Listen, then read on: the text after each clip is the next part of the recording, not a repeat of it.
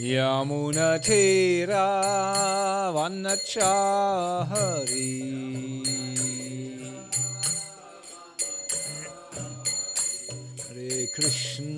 Hare Krishna Krishna Krishna Hare Hare Hare Rama Rama Rama Hare Hare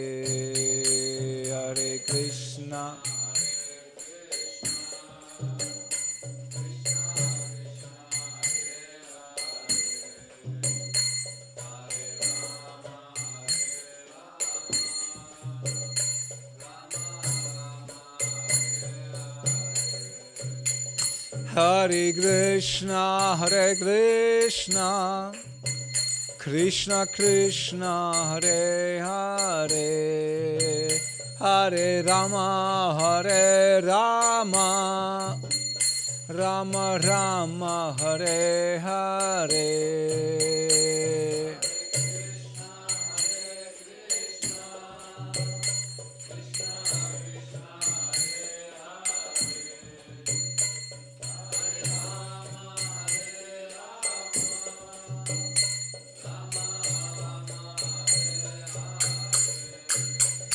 Hare Krishna Krishna Krishna Hare Hare Hare Rama Rama Rama Hare Hare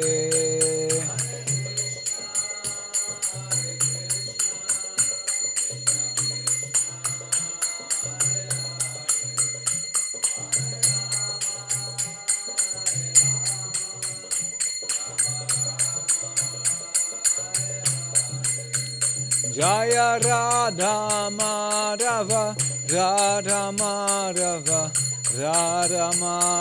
Shri Radhe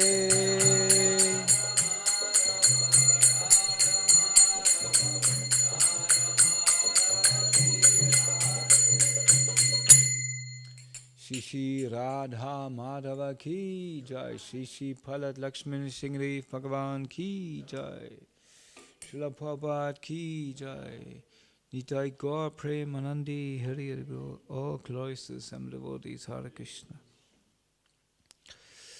Om Namo Bhagavate Vasudevaya. Om Namo Bhagavate Vasudevaya. Om Namo Bhagavate Vasudevaya.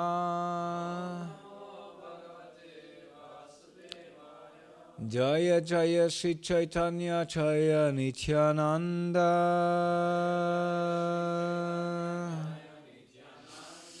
Jaya Dvaita Chanda Jaya Gaura Bhakta Vrinda.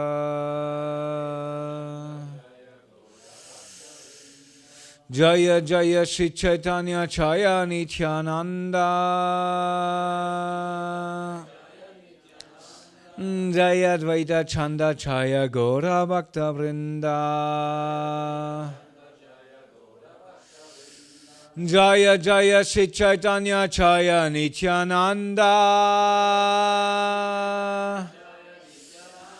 Jaya Dvaita Chanda Jaya Gaura Bhakta Vrinda. Hare Krishna, we reading from Sri Caitanya-caritāmṛta. Since I have an English book in front of me and I also brought my special... nee, das ist Deutsch. Oh, okay, so, how do we speak? How do we... No. And maybe Brian also comes. So maybe... John, magst du übersetzen? Ist es okay für dich? Kriegst du doch was mit von der Lecture oder bist du mit Übersetzen beschäftigt? Nee, ist nicht so okay. Kriegst du da was mit von der Lecture? Okay, dann angesehen, dass Subal der Ältere ist von euch beiden, dann denke ich mal, ist es vielleicht gut, wenn Subal den Dienst übernimmt, der ein sehr, sehr wertvoller Dienst ist, damit auch unsere deutschsprachigen Gemeindemitglieder was verstehen. Okay, and we continue in English then. Is this okay? Slovenian? Nee. Croatia. Okay, so we read from Sri Caitanya-caritāmṛta. Actually, the most important book for our Gaudiya Vaishnava lineage. And I was just really wondering why we don't reprint that book in German as well, because we don't really have it in German, and even what you find in the internet, I have a PDF version, but I think it's a very old version. But this book is actually most important for us as Gaudiya Vaishnavas, because everything what is expected from us, how we should behave, how we should live our lives, basically, is in that book. And this book starts, especially Caitanya-caritāmṛta, starts very much with tattva, and more and more goes into the direction of rasa.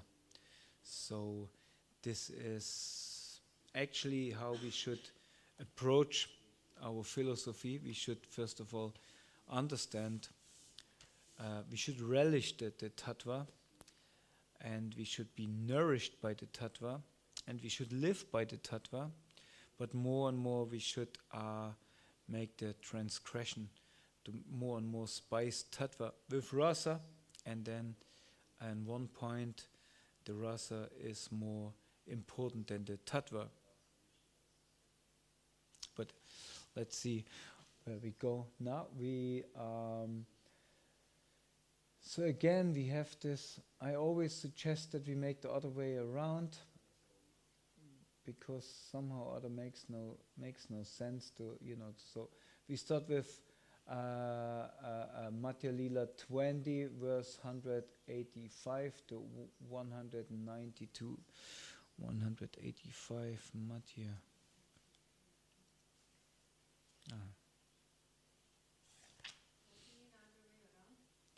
Yes, but somehow or other, since the last weeks, the one who write the verses down like to make it in this way, whatever reason. So 185.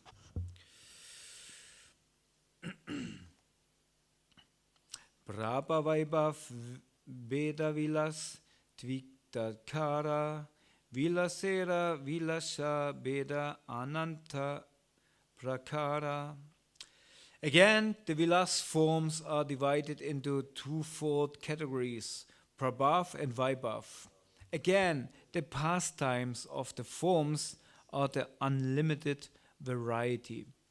So, just to come back to the scenery, Lord Chaitanya Mahaprabhu instructs here Sanatana Goswami, and very much he instructs him about tattva first of all, and but he also spices it in later on with rasa. He definitely gave more rasa to whom? To Rupa Goswami, and to whom he gave, with whom he discussed the very very deep rasa, with Ramananda Roy. So okay, 186. Prabha Vilas Vasudeva Sankashana Pratyumna Aniruddha Mukhya Charichana. The chief quotable expansions are named Vasudev, somebody knows? Sankashan, Aniruddha, yes. These are called Prabhav Vilas. Okay.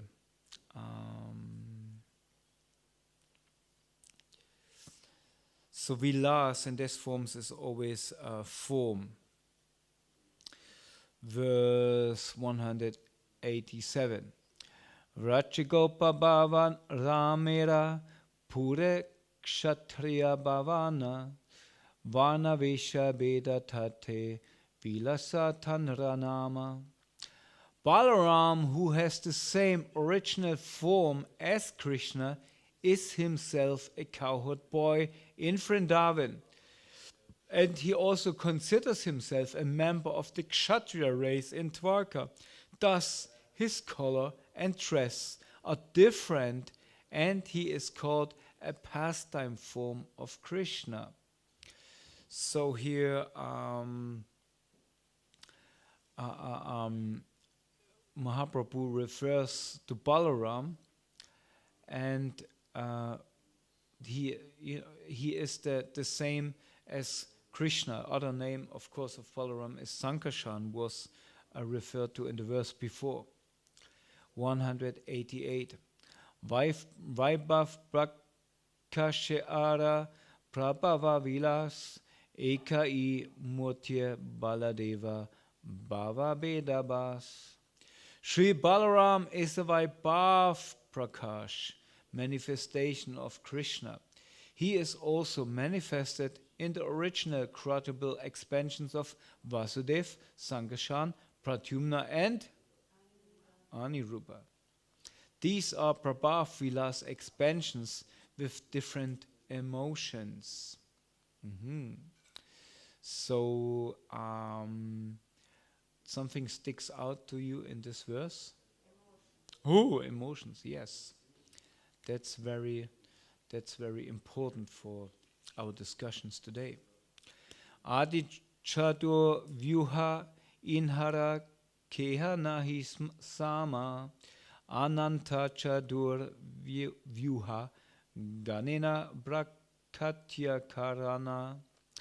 The first expansion of the Chatur Vyuha, quotable form, is unique. There is nothing to compare with them. These quotable forms are the source of unlimited quotable forms. So from this quotable form means four forms, four different forms it is placed. If you have a table, the most stable form is if you have how many legs? 4 legs, yeah.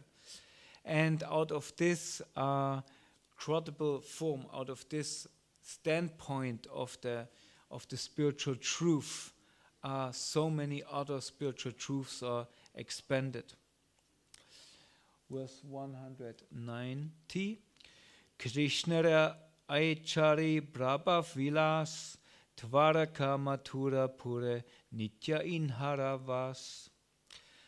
These 4 Prabhav pastime forms of Lord Krishna reside eternally in Dwarka and Mathura.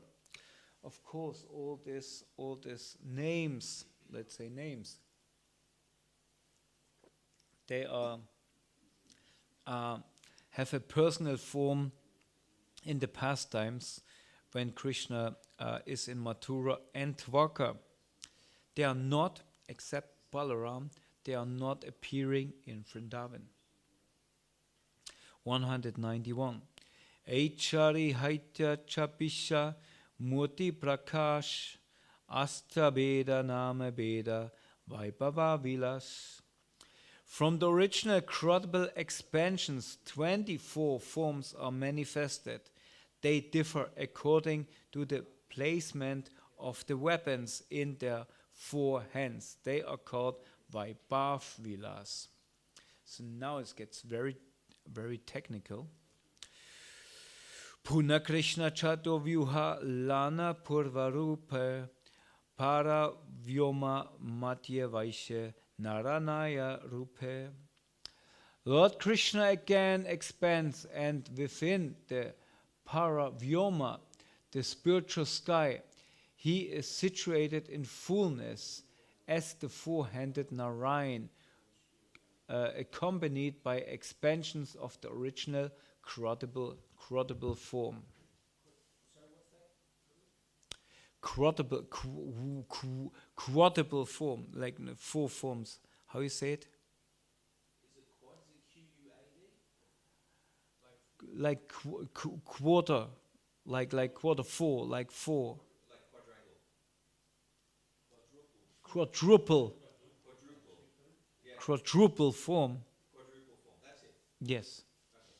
Okay. Okay, purport.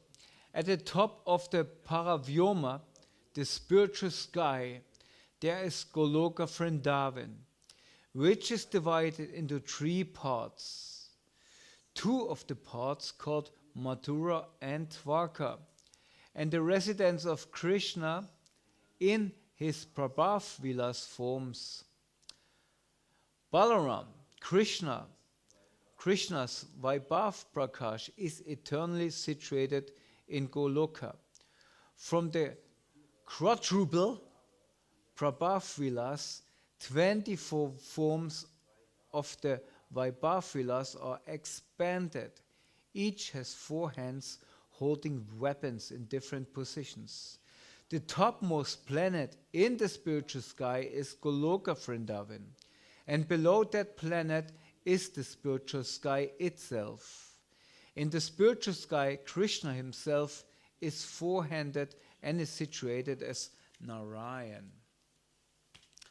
Om Agnanati Mandasya Kananan Chana Shalakaya Chakshu Imedam Yena Tasmai Shigravi Namaha Sri Chaitanya Manopistam Stavidam Yena Bhutale Svayam Rubakata Mayam Dadati Svabaranti Kam Jaya Sri Krishna Chaitanya Prabhu Nityananda Sri Advaita Gadada Shivasari Gaura Bhakta Vrinda Hare Krishna Krishna Krishna Hare Hare Hare Rama, Rama Rama, Hare Hare.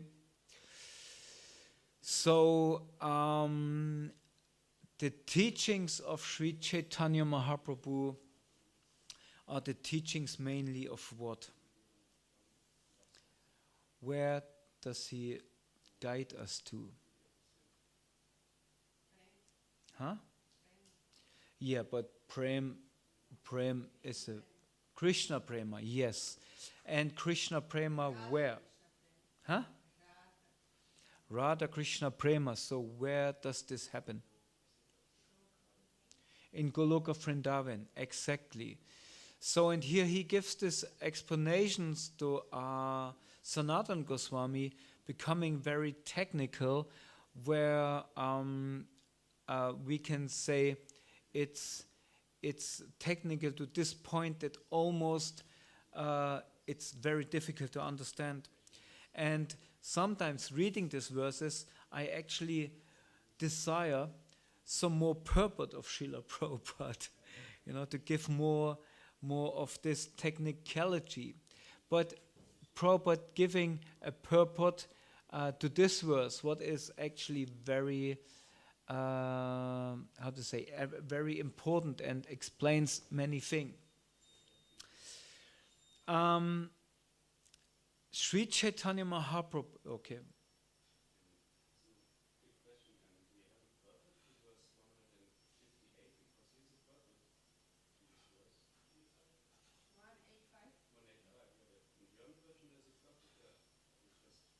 No, we don't have a purport here. This is 192, right? Yeah, the purport is in 192. So you have to go back to 187 to get the purport. No. We started at 185, and there was no purport in the English, but apparently in the German there's a purport. I also. In English? Wow. That's interesting. Would you like to? In Russian, there's nothing. So, what the PPT playing games with us, huh? Okay, you would you like to read the purport for 185? If you wish. Yes, I wish. We wish. Then I read it. One moment. I wonder if it's in the database. In the it will actual take. database.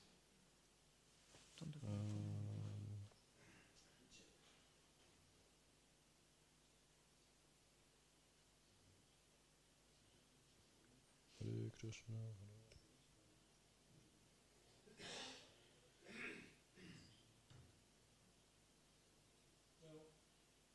No.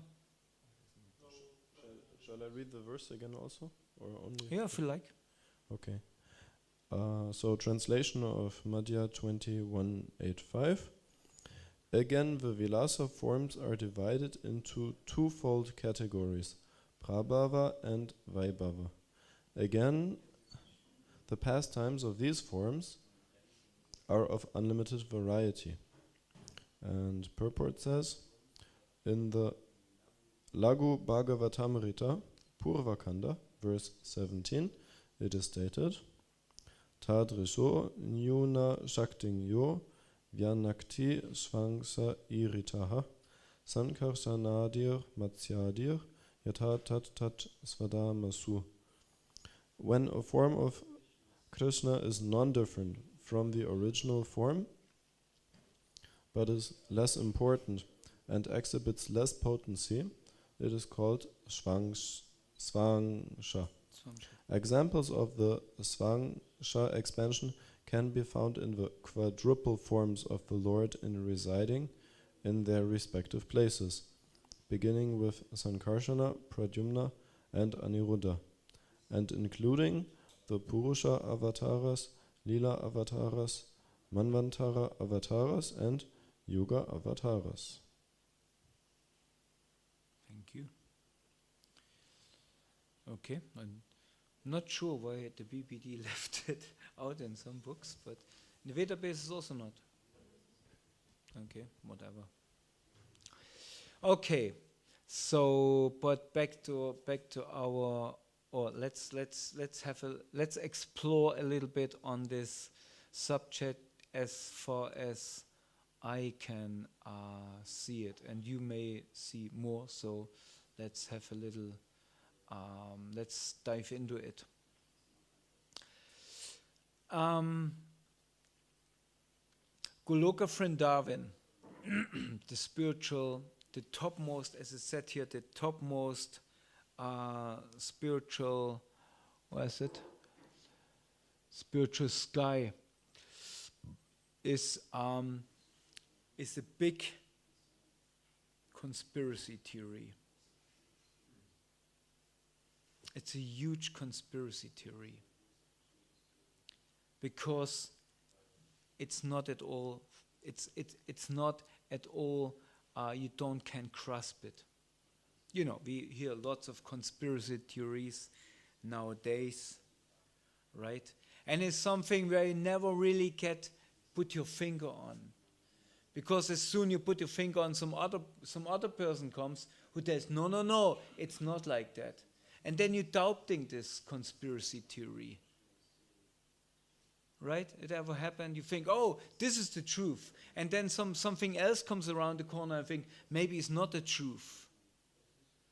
People in the last years, they are putting all kinds of figures out there. You know, at one point you had even this, you heard about this Q, the mysterious Q. Huh? You heard it, huh? In one point it referred that all the messiahs out of this conspiracy where they put us in is, what is it, the nephew of John F. Kennedy? Something like that. And the one who leads to the messiahs is Donald Trump. You know, and then other people came around to say, no, Donald Trump is part of the conspiracy theory. I mean, come on, you can't put your finger on it. What's going on, right? And the strange thing is that we, as Vaishnavas, we become part of it, because there's so much, and maybe this is so exciting. It's so exciting. But the topmost conspiracy theory is happening in Goloka Vrindavan. Because everything can be, but nothing really happens in reality. Who is Nanda Baba?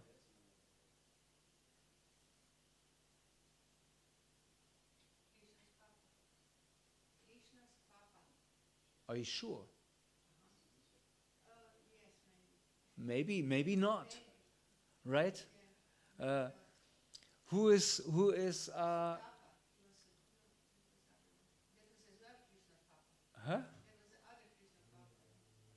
So who is Krishna's Papa? Who is Krishna's father?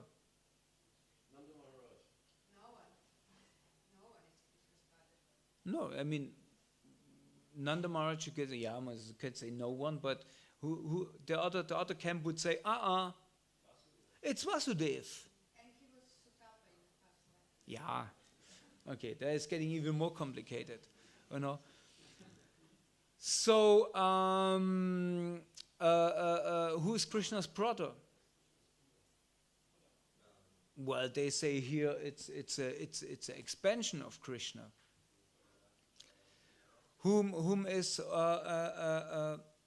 the most dear devotee in Goloka Vrindavan? How you can say that? Who is this Radha? What's her relationship with Krishna?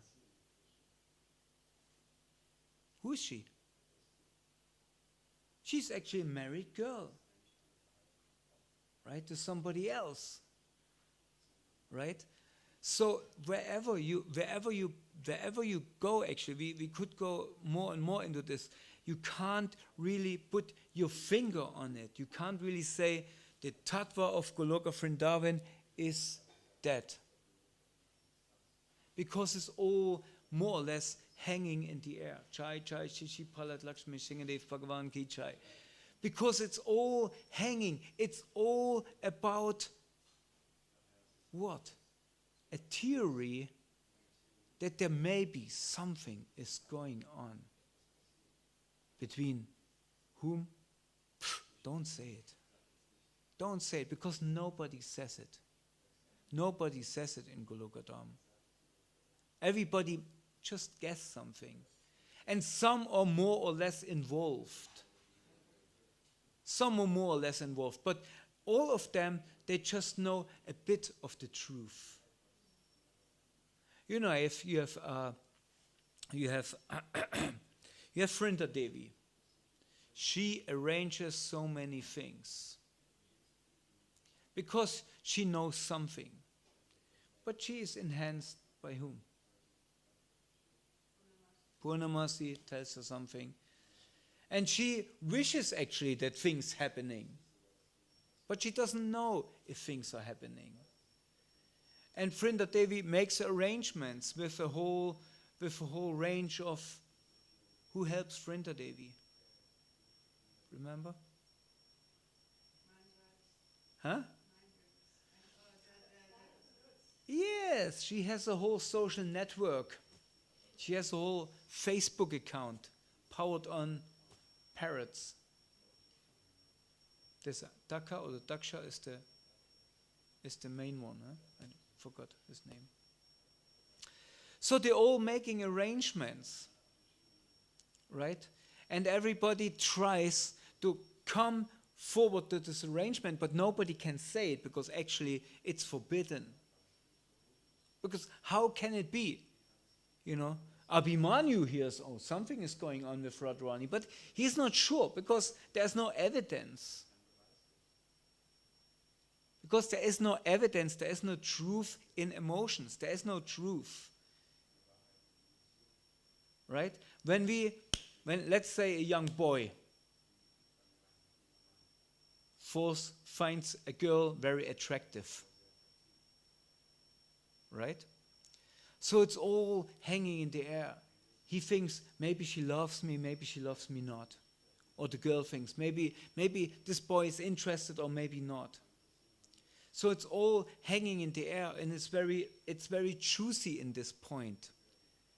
Because it's so exciting, because every day is, no, she doesn't look at me, or she didn't look at me.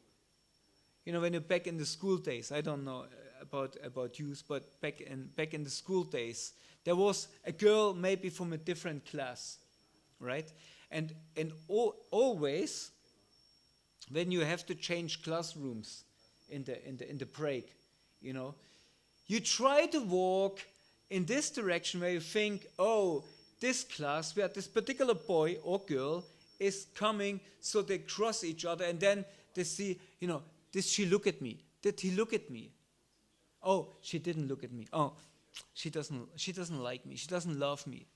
Next class break, you again try to somehow or other on the, you know, on the, how you say, when you go outside on the field, on the Pausenhof, on the courtyard, you try to somehow or other make contact again. Huh? Oh, the quotable courtyard. Yeah, yeah. So you know, so again, it's not really there. You see, oh, now she looked at me. It must be she likes me. But then next time she again not, and it's so exciting. It can go on and on and on for many, many years. Sometimes even when people were getting out of school. Or Sushila, you still remember the one who you try to look or you kind of make connection with on your school days? You still have contact to him? No, but still exciting, right?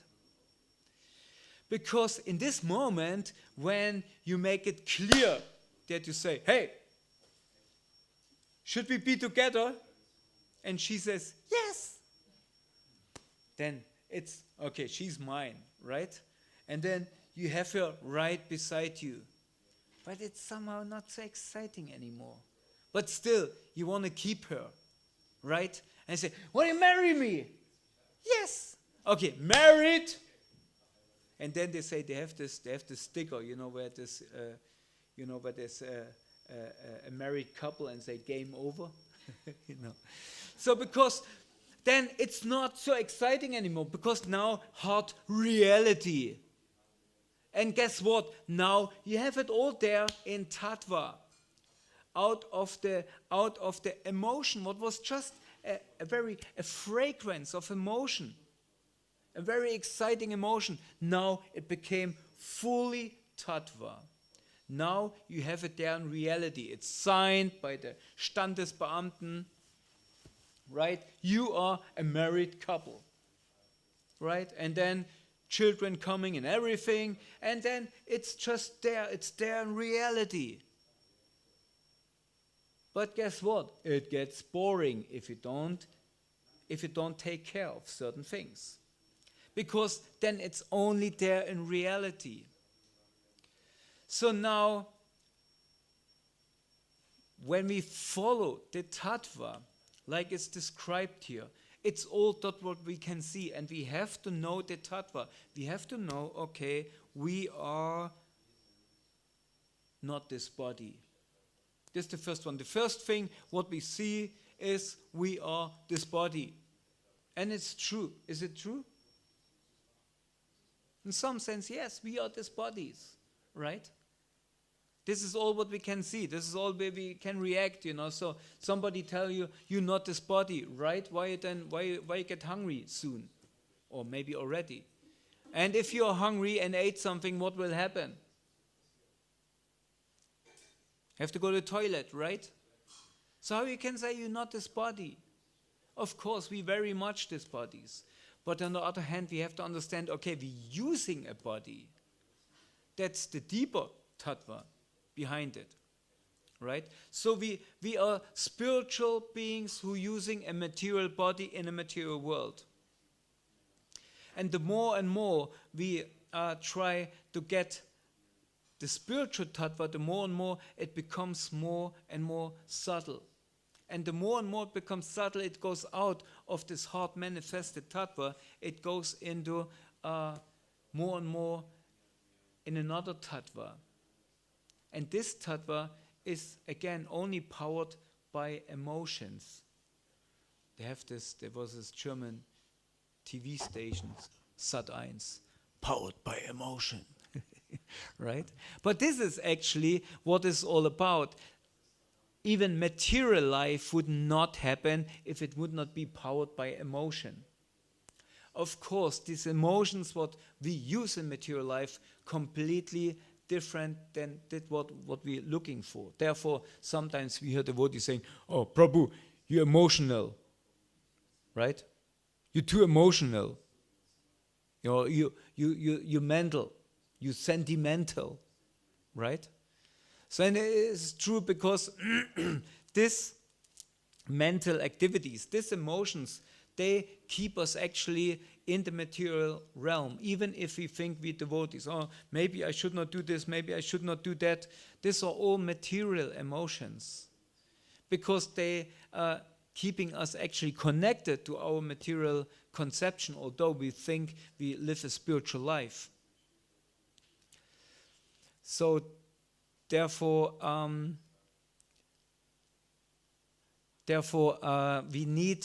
we need to understand, okay, what is the way out, and what are these emotions who are healthy.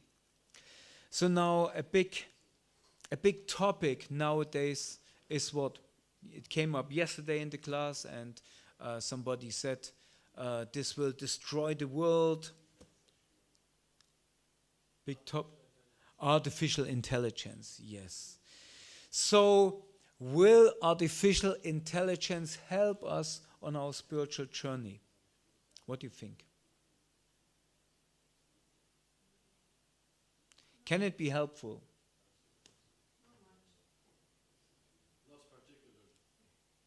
Not particularly.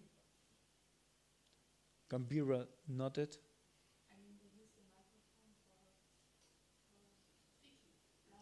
Yeah, but this is not artificial intelligence. Okay, let's put artificial intelligence is a kind of a system who claims to be independent.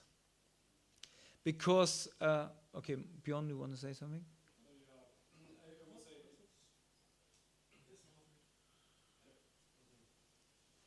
I would say it depends on our consciousness, how we use it and how we see it. Okay. Artificial intelligence is something, some program what claims to be independent, right? Oh?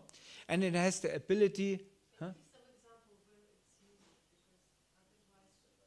So artificial intelligence, for example, you use an iPhone. So, but you know Siri. No, okay. Alexa. No, whatever. They are things who try to communicate with you. If you use an iPhone, then your iPhone introduces itself as Siri. So you can speak with Siri. And Siri actually learns from everything you do on your iPhone. It learns about your habits. It learns about what kind of things you like, what things of, and the more and more you use it, then Siri start to become kind of your friend. That Siri try to be your friend, your helper, right? Or Alexa, you know, they get things what you talk. You never happen to you. You speak to somebody about. You know, I spoke to somebody about my tennis elbow, what I have in the moment, and next day I get advertisement for joint cure or something like that. How can it be? So these things, they kind of spy on us to make friends with us.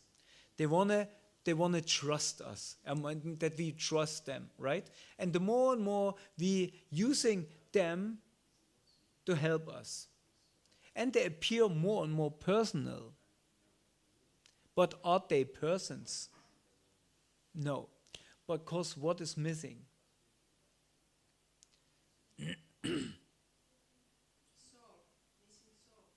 Soul? Okay, super. Individuality. Okay, what is a symptom of individuality? Life, consciousness, but you know, so it appears this and this. Personality, yes, but they come around the corner very personal.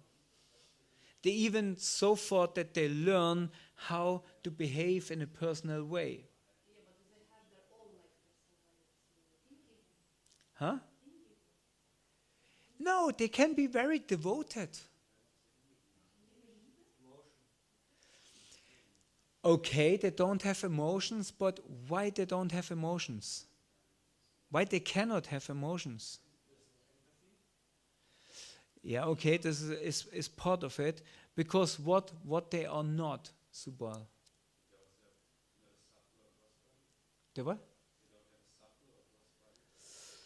No, yeah, they have a subtle body. They have some kind of software, and they can easily adopt a cross body, a robot, and then they can walk beside you. They will go that far that they will create a being what looks like a human, and huh? They don't have free will because if okay, so Sheila.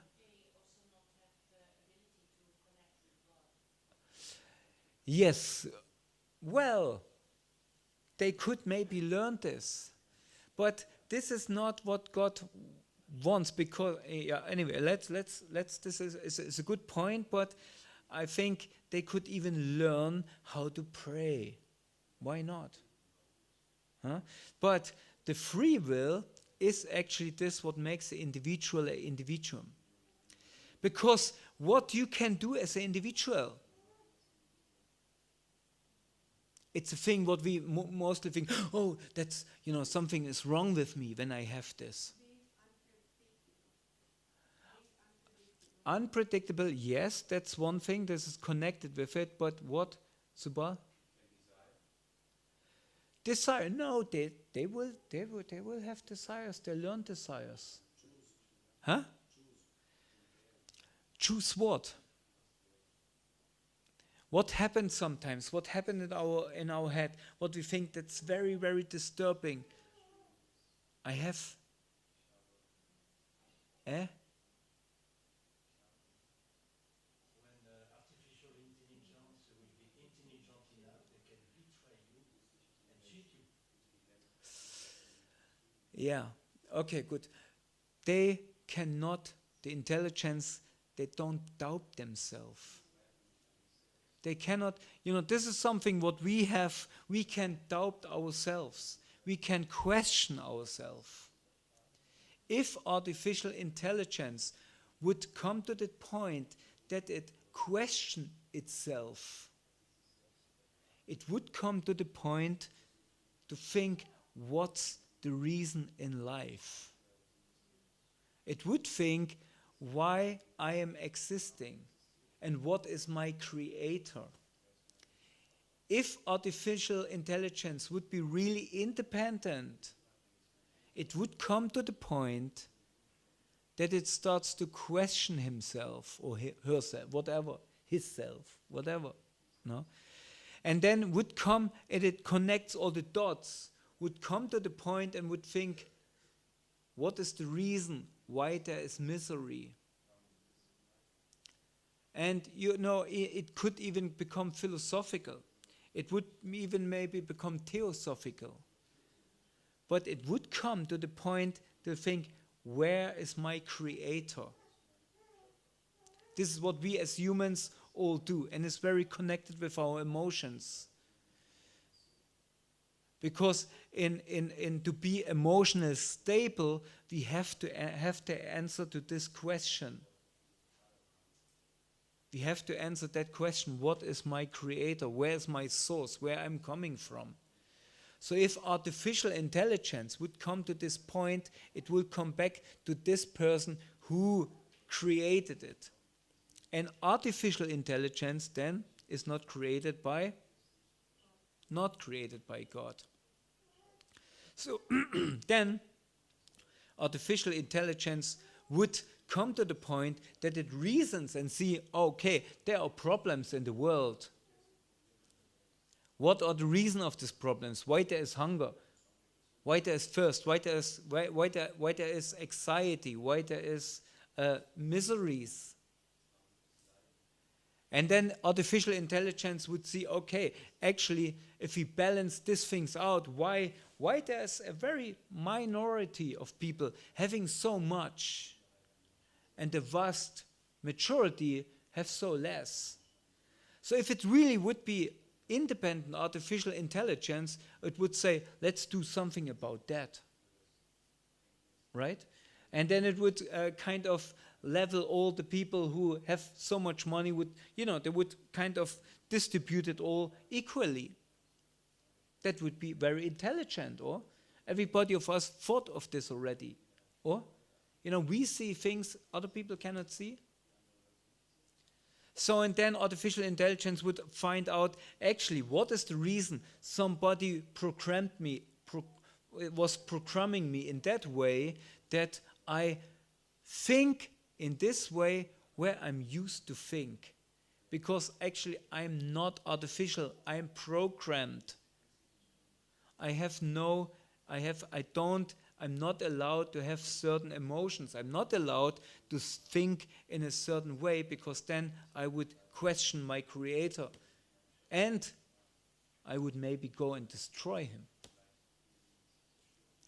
And because this should not be, these people who created artificial intelligence, they created in this way that from a certain point there will be a blockage. They will never ever let this happen. Artificial intelligence will think only to that extent they allow them to think. Therefore, it is not really able to rule the world. It may be rule mankind in some certain extent, but only to the point where we go with our emotions, we go with their plan. But actually, we are part of a different plan. We are part of the conspiracy in Goloka Dham. We are part of Chaitanya Mahaprabhu's intelligence. This is our intelligence. And this is not artificial, because this is all powered by supreme emotion, what's only happening in Goloka Dham. And this is because this artificial intelligence based only on information. Information means information yes, information no. It's only about this, it's nothing else. When you listen to music nowadays, it's all on emotion, no, or it's all about information or no information. Information, no, yes, no. That's all what it is. We have a clock when Jagadish emptied, or when he got this house there was some kind of old, how you call it, this grandfather clocks, and it makes, when there's an hour, it has a little hammer, it makes gong gong, gong gong, and it's such an uplifting sound, because it's completely analog. All the amplitude are there. When you have an alarm clock, what simulates this sound, it's not there. It's only information, no information. Information is only on this code, right? So there's nothing in between. But in between, life happens in between. Life is not information, no information, information, no information. It's in between. It's the amplitude in between.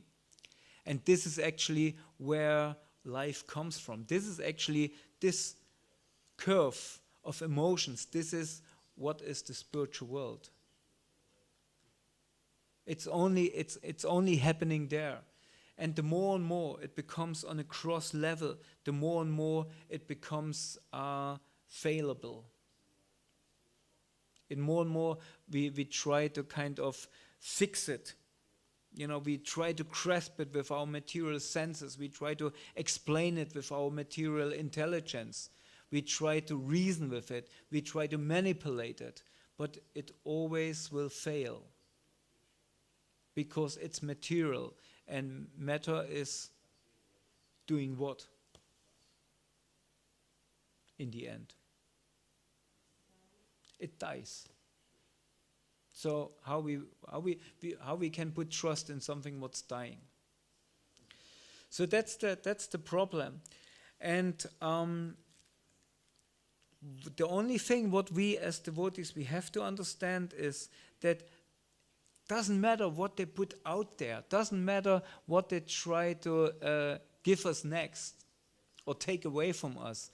It actually has no relevance for us if we just stick to this plan of being the servant of the servant of the servant of those who serve the supreme,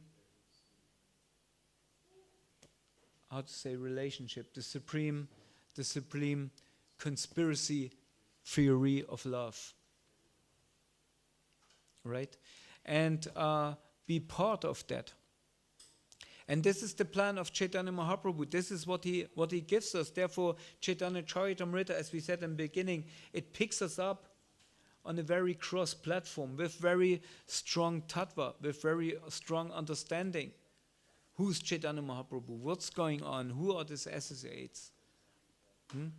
And it takes us to the point, Chaitanya Mahaprabhu, by his life, by his whole endeavor, he takes us to the point where it becomes more and more subtle, where it becomes even above subtle, where it's only a glimpse of emotion, what's hanging there somewhere, not able to grasp by any material sense or understanding. So yeah, that's our challenge, and this is our process. Because even then, as we say here, even then, when we go down from Goloka Vrindavan, when we go to the spiritual world, to the Vaikuntha planets, even there, it starts to be defined. Okay, there you have Narayan. He has 4 hands. Where are these hands? And how the weapons are placed in the hands. This defines what is his position, what is his mood, what is his reason why he came, why he appeared. There are his servants. There's Lakshmi. It's all defined. But in Goloka Vrindavan you don't have this. Even to that point that the one who organized everything, he puts it out of his head. He makes himself blank. Krishna. He organized everything. He's the reason it all comes out of him. But he makes himself blank that he can enjoy it, that he can be part of it.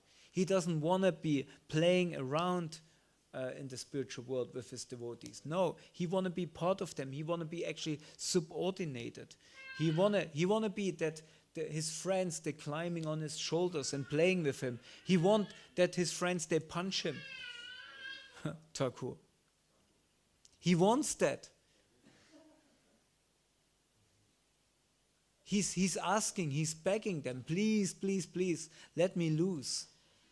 I want to enjoy that rasa of being defeated. Well, it's not defeated out of envy, it's defeated out of love. He want to enjoy this. He want to be chastised by Mother Yashoda. Charu. Krishna likes when Mother Yashoda comes and schimpfs him. Huh? Because he really loves to be just the child, the one who receives all the attention, receives all the love. So even to this point, he want to get out of it. And at one point, when he tried to fool the gopis, he disappeared from the rasa dance, and he disappeared of everybody, because even the gopis, everything thinks, okay, yes, Radharani, she is the topmost. Everybody agrees, no doubt about that. But still they think, well, Krishna likes me as well. And when Radharani is not there, Krishna will come to me. And he does. And he does. And he dances with them at the same time. So they think, yes, Radharani is the best. All glories to her. But Krishna still loves me. And he can do that. Right? And then he disappears. And all of them in so much anxiety. They're looking for him. They're imitating him. They're trying to make immediately his pastimes. They, what's going on. And then they're walking. And Krishna, he tries to hide himself. No problem, come in.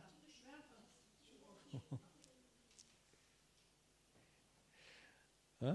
And then he appears in he said, okay, let's play a trick. And then he comes in his four-handed Narayan form. And the gopis come and say, Om Namo Narayana, nice that you're here, but what are you doing here? And by the way, did you see Krishna? That's all what they're interested in. Something what would never happen in Vaikuntha. In Vaikuntha, Narayan appears, everybody is like, all glories, all respect. Gopis don't care about Narayan. And because of that, Krishna could not keep this form. So that's our goal. We wanna completely go out of this conspiracy theory. We wanna of this mundane conspiracy of who is what is going on, what is coming next, or whatever. Doesn't matter to us. We wanna be part of the big conspiracy in the spiritual world in Goloka Vrindavan. We wanna serve there, and we wanna be somehow or other part of this divine Leela, what's going on. And this is actually our meditation. And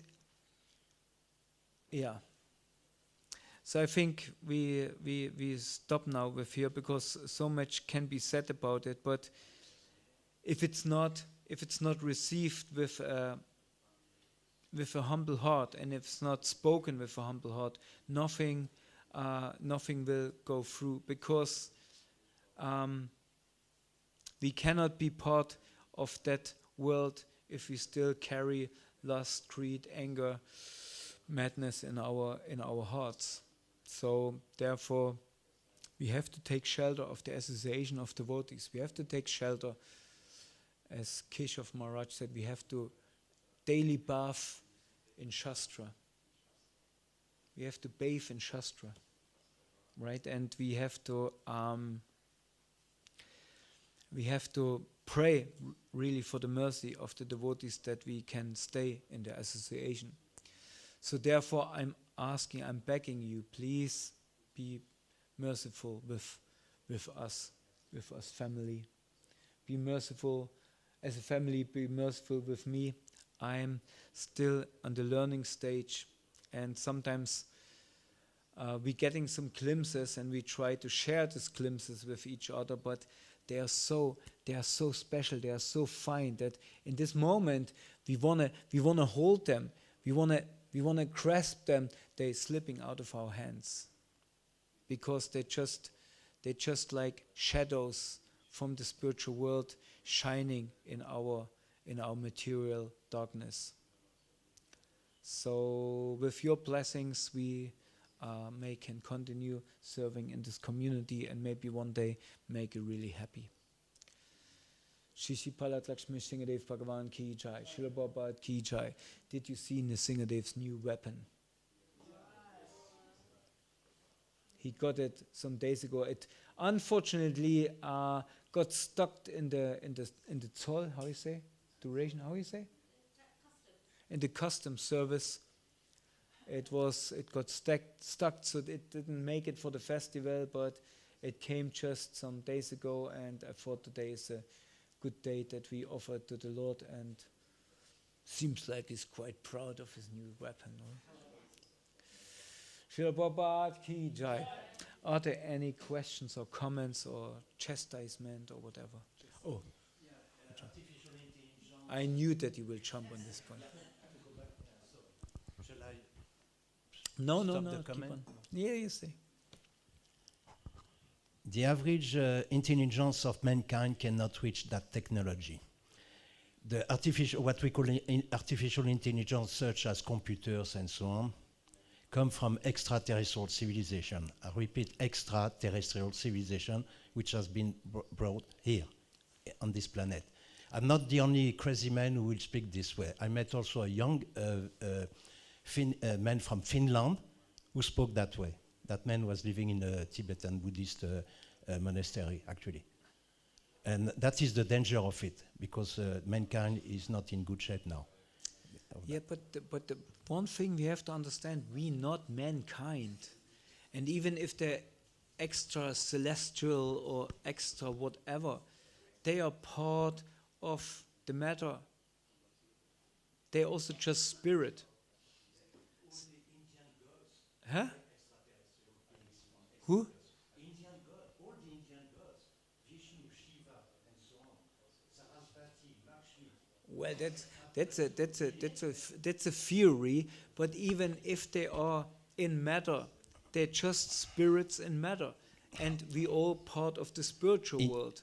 India So- used to be a base for extraterrestrial civilization until 2,700 years That's ago. all fine, but even extracelestial, they are part of the universe. Doesn't matter, they have just a different body, but they're spiritual souls trapped in material body. You know what I mean? So it doesn't matter. You know, it doesn't matter if they come from Mars, if they come from somewhere. They have to, they have to figure out the way how they get out of this matter, because next life they will live on Jupiter, next time they will maybe live as an ant on planet Earth. You know what I mean? That's not our business. So many things. The Bhagavatam is full of extracelestials, if you want to say like that, who fight as demons, as demigods or whatever. But the way Bhagavatam points us is the way out of it. In the Vedic scriptures, it is also said, I don't know, forget the name of the planet, but Krishna came from a planet. The name has been said to me actually by an Hare Krishna in India. And Krishna was one of them. However he appear in matter, it's still spirit. You get my point? Anybody else get my point? We not have to be afraid of aliens or something like that, because they are also just poor souls trapped in material bodies. There's nothing behind the universe or beyond the universe than spirit. You don't like my answer, but I'm sorry. That's the Sushila.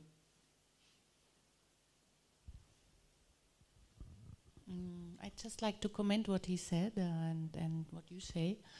It came in my mind that maybe all this talking about this topic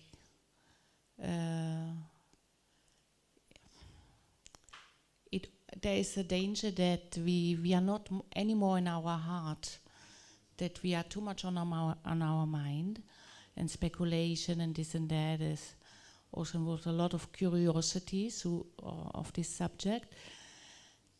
And it can also happen so that we're not so much in touch anymore what we feel. So our emotions, love, the relations with other human beings, and we focus so much on that we become ourselves already a little bit alienated, no? And we also, in a way, we can also lose touch with God. And I think this is maybe the aim of all this development, that we lose touch with ourselves, with love, with God. And but it has also something to do with us, ourselves. It's like God is challenging us, what we really want in life, and where we put on our focus. But it's also a challenge to expand ourselves to, it's like the globalization. It's like we are not focused on our own country, where we come from, or Europe, or the whole world. It's like we're going out in the universe and we reaching out for other civilizations. It's like we can also expand ourselves, that it's all part of us in a way, no? The universe. So in a way, the universe is knocking at the door, like want to be part of the globalization in a way. But the danger is with all this technology that we lose touch with ourselves, really. And this is very, very important to remember that we want to go back to Godhead, and we cannot do this if we not surrender fully to God and lose touch with love, with ourselves and with other human beings. And this is where we belong to. This is our group, no? Human beings. So, and it's only possible to deal with human beings with love. Otherwise, we're already aliens. Yeah. Yeah, like that. Therefore, the core existence of everything is a love relationship. Eine Liebesbeziehung between Radha and Krishna. That's the core of everything. That's the core of everyone's heart. And whatever we use, whatever devices, we have already a material device given to us called body. And we use another now. They want to try to merge, biological devices with technical devices, and maybe we will fly in spaceships. Yeah, Krishna book is full. Shalya had a spaceship. He was attacking Dwarka. So it's nothing uncommon. But still, it's just happening in matter. And matter is a very, very, we had this the other night. It's just a reflection of that what's actually going on in the spiritual world. Okay.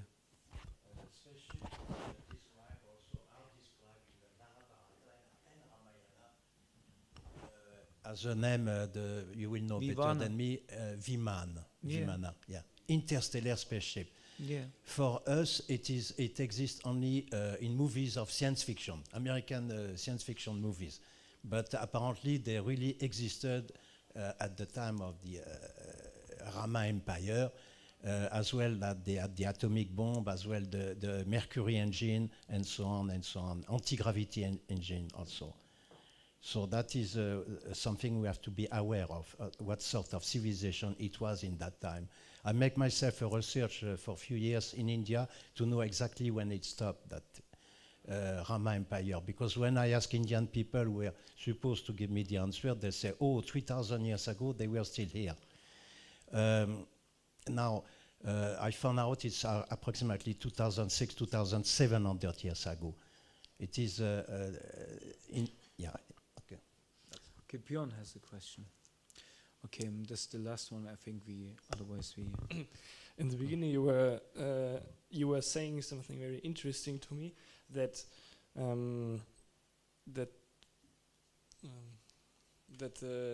material emotions keep us connected to the material world. Maybe you can say something about that, because in my stage of mind, I cannot differ between. Maybe I don't even have spiritual emotions. Material emotions are those who are connected to material senses. Meaning, I love somebody because I find this person very attractive. And why I find this person very attractive? Well, different kinds of bodily features who appeal to my senses. And then I discover this as emotions, and I wanna enjoy that object, and I think it's love. It appears to me as love, and most people they will say, yeah, I'm in love with this person, but actually I want to just my senses just want to enjoy the sense objects of this other person. It's not love, it's lust, and this is where we confuse emotions, spiritual emotions, with material emotions. Or I feel peaceful when I go to the forest, because the forest gives me peace of mind, because it's a silence and so forth. But it's just the emotion. What actually I connect with my understanding of my senses. If I would go deeper in the forest, I would see there's no peace at all. There's constant war going on, and killing and fighting, and one animal or one creature eats another creature, But I'm just the silence, the air, and hear the birds. I think I appeared as peaceful, but it's not spiritual emotions. Spiritual emotions are those where it starts. That we see how can I serve, how I can connect with other people. Why connect? Not to exploit them or exploit them. Say, I have to give. I feel disturbed. I think I have to go amongst people. It's not because I like people. No, I feel disturbed. I can't sit alone in my home because all all these questions in my head. I have to go amongst people to kind of distract it. It's not that I like other people to serve them or connect with them, as Mother Suchila said. No, I just want to get relief of my distress in my mind.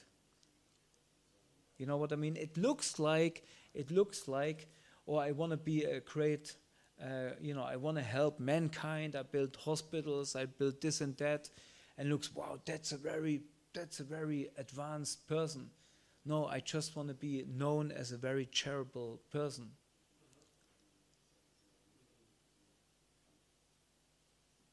So selfless service is love, or can you explain? Because I still do not understand really what is love, for example, between mother and child, or what is the love we are trying to develop to God. Yeah, this is the point. We don't want to look for the result, and this is very rare. And therefore, Prabhupada gives this example with the mother and the child. If the mother thinks, "Oh, I want to raise my child because one day it will pay off my pension or something like that," then it's contaminated already. Then it's not selfless service. Or if the mother thinks, I only love a boy child because this boy will take care of me, and I don't like the girl child or something like that, then it's not. Then even this love, what is presented by Prabhupada to us as the purest love, is contaminated with material, selfish motivations.